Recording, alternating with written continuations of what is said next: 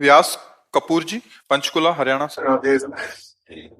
पूज्य महाराज जी, आपके चरणों में कोटि कोटि प्रणाम। महाराज जी, मेरी आयु 76 वर्ष है। अपने जीवन काल में मैंने परिवार में पूज्य दादी, पिता, माता, संबंधियों के अतिरिक्त हाल में ही अपनी पत्नी का देहावसान देखा। महाराज जी, ये सभी अक्सर मेरे सपने में आते हैं। कोई बात तो नहीं करते, पर मैं उन्हें कष्ट में हालत में देखता हूँ। महाराज जी, क्या ये मेरे द्वारा उनके प्रति किसी प्रतिकूल व्यवहार का परिणाम है, या नहीं सेवा भाव में कमी, या नहीं, मोह? ऐसा कुछ नहीं है।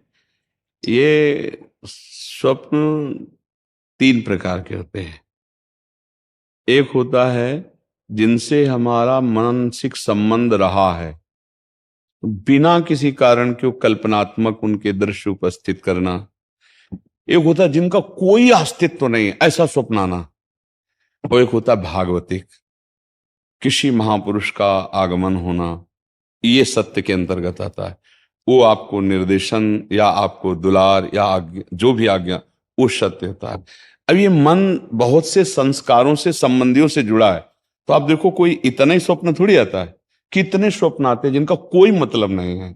ऐसे ही ये परिवार के सने संबंधियों का जो आता है, उससे दुख सुख का लेना देना नहीं है। हाँ, ये जरूर है कि हम अपने जीवित अवस्था में कर्तव्य का उनके साथ पालन किया कि नहीं किया।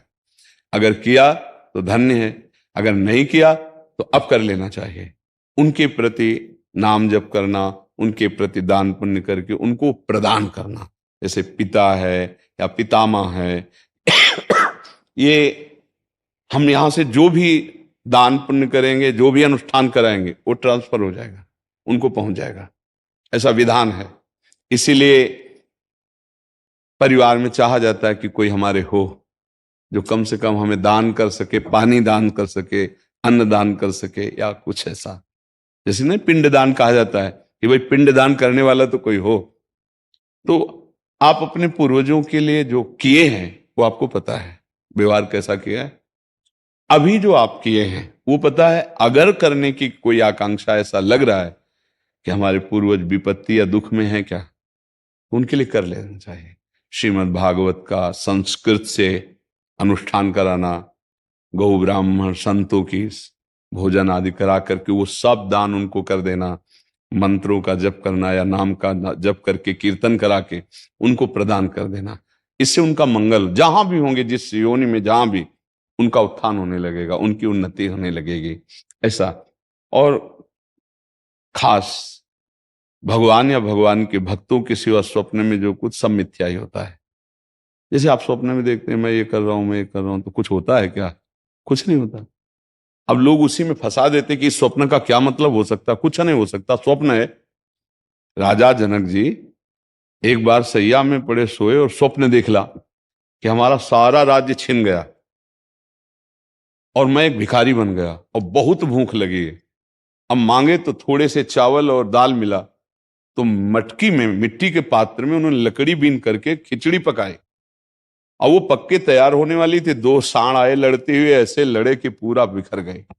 और भूख से व्याकुल, अरे ये क्या, ऐसे कि पूरा मेहनत किया हुआ सब भोजन, और आंख खुली तो महाराज जनक का सत्याग्रह। तो उनका ये सत्य कि वो सत्य, जो अभी जनक भूखा डोल रहा था, भीख मांगा और वो चावल दाल पका रहा था, वो जनक सत्य या ये सत्य? क्योंकि उस समय ये सत्य नहीं था, इस समय वो। तो सत्य कौन है? अब उनके सभा में बड़े बड़े ज्ञानी महात्मा बैठते, तो आकर प्रश्न किया, ये सत्य कि वो सत्य?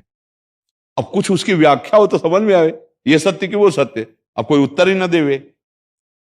तो जब ये बात अष्टावक्र जी को पता चली, तो सभा में नवीन अवस्था थी, सभा में आए और जनक जी से बात की। जनक जी ने पूछा कि ये सत्य कि वो सत्य? तो उन्होंने कहा, ना ये सत्य ना वो सत्य। उमा कहूं मैं अनुभव अपना, सत हरि भजन जगत सब सपला। सपना तो सपला है ही, जागृत भी सपला है, सत्य है हरि नाम। तो आप ये समझ लीजिए, ज्यादा उस पर विचार मत कीजिए। यदि आपके अंदर ऐसा भाव आता है, धन आपके पास है, तो ऐसी कुछ सेवा दान पुण्य करके, कहीं ऐसे जैसे गौ सेवा है, गौ को चारा पवा दिया है ना, कहीं साधु महात्मा को किसी किसी एक को भी भोजन पवा दिया, और वो कहीं भागवत हो रही उसमें सहयोग कर दिया। नहीं पूरी भागवत करवा सकते, भाई हमारे कुछ चंद रुपए इसमें सहयोग में हो गए, और उसका फल हमारे माता पिता दादा दादी को मिले, ऐसे भाव किए जाते हैं, तो उससे उनको कल्याण होगा, उससे उनका मंगल होगा। खुद नाम जप करे, मान लो एक माला में 108 नाम होते हैं, और 108 नाम जप करके हमने दे दिया कि हमारे बाप को प्राप्त हो, हमारे बाबा को प्राप्त हो, हमारी माँ को प्राप्त हो, तो उनको प्राप्त हो जाएगा, उनकी उन्नति होगी। एक नाम भी कल्याण कर सकता है, इसलिए स्वयं करे, अर्थ के द्वारा ऐसा करके कर दे, और बकाया ज्यादा स्वप्न का विचार न करे, ये व्यर्थ होते हैं। हाँ, कोई संत महात्मा आए, भगवान का आदेश दे, वो बात अलग होती है, बकाया सब व्यर्थ होते हैं। ये व्यर्थ में फंसो मत। अगर स्वप्निक विचारों वालों से बात करोगे तो आपको फंसा देंगे। कुछ नहीं, जब जागृत स्वप्न है तो फिर स्वप्न तो स्वप्न ही है। भगवान शंकर कह रहे, उमा कहूं मैं अनुभव अपना सत हरि भजन जगत सब सफला। समझ रहे आप जी।